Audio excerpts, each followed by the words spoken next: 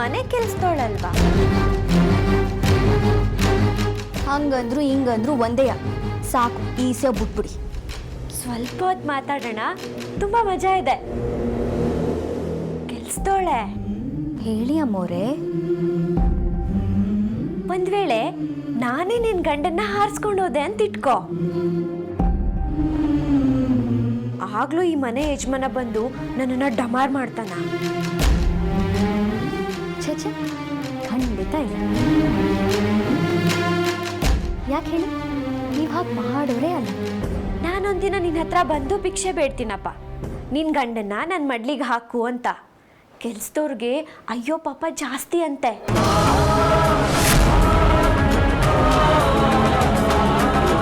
ನೀನ್ ನನ್ನ ಮಡ್ಲಿಗೆ ಹಾಕ್ತೀಯಾ?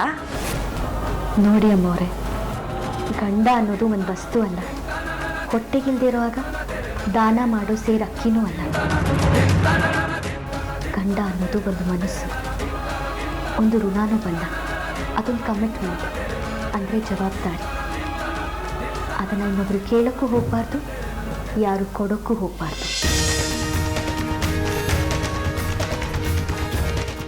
ಹೌದಾ? ಗೊತ್ತೇ ಇರಲಿಲ್ಲ. ತುಂಬ ಹೇಳ್ಬಿಟ್ಟೆ ನೀನು. ಇವತ್ತಿಗೆ ಸಾಕು, ಹೋಗು.